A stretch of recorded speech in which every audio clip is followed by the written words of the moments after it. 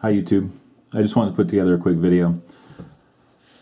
I watched a video yesterday and it bothered me a little bit because there were some parallels to my own situation, and I'd like to have a discussion about it. It was a G4T video where he was having a frank conversation with his wife Perla about what it's like to the dynamics of being a couple when one is a truther and one is not, when their belief systems don't line up. Okay, and guys, please, I don't want the comment section filled up with G4T is a scammer kind of comments. I just don't. You know, I'm not trying to kick the guy when he's down here at all. That's just not the way I roll. So not the way I operate. I don't feel any need to make light of the situation or kick him when he's down. Okay, like I said, I see some parallels to my own situation, and in all fairness, guys, I've been getting emails about this literally since my channel started. People talking about how they can't have a normal relationship now that they've awakened. You know, they feel this compulsive need to shake awake the people around them, and in some cases, you know, their spouse, and that's really hard. It's hard to live like that. And then I think about my own situation. You know, the thing is, guys, the number one driver in me is simple. Take care of your wife and kids. Period. There isn't even a number two. Number two is so far down the list it doesn't even register. Take care of your wife and kids. Give them what they need. Provide for them. Spend time with them. Period. End of story. Okay, you know, there was a high-profile person on YouTube in the silver community who recently left the country to get away from paying child support. Honestly, that kind of sickened me a little bit, to be honest with you. That's just, you know, is the child support system fair? Nope. Does that mean that you go to another continent to get out of supporting your kids? No. God, no. Here's my thing.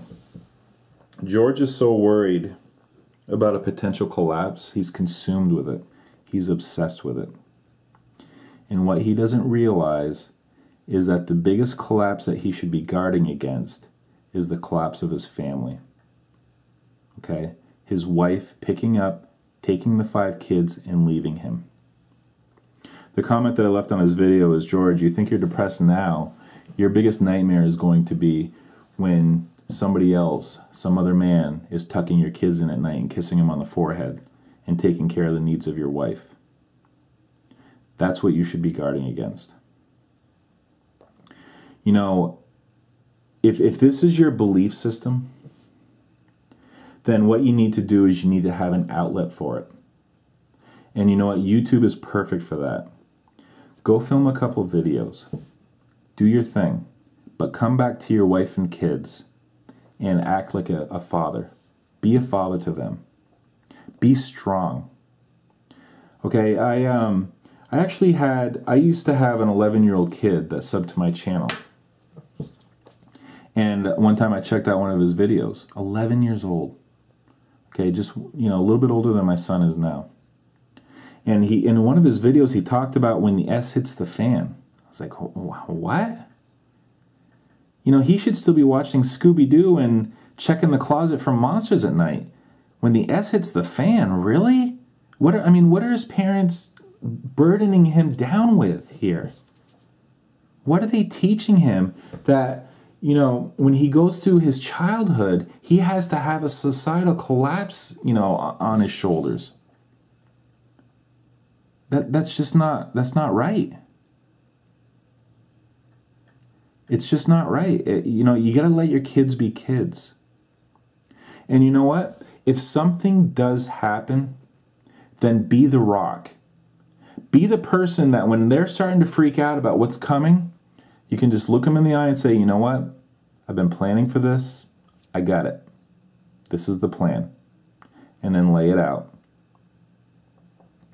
You don't have to convince all of your friends and family. You just don't. Take care of business. Take care of business yourself. Do what you got to do. Build up your silver and gold, build up your preps. Do what you got to do. But you don't have to shove it down the throat of the people that you're living with. You know, people have marriages all the time where they have different belief systems. Republicans marry Democrats. Red Sox fans marry Yankee fans. Rock fans marry country fans. It works. I know it's oversimplistic.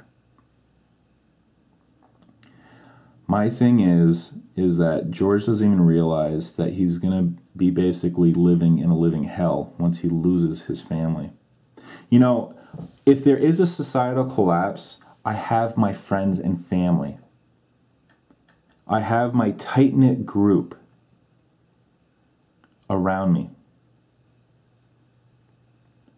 Okay, being alone is the absolute worst thing that could happen to him here. And he doesn't even realize it. It really makes me sad. And he's got to shake himself out of this malaise. He's got to start focusing on what's real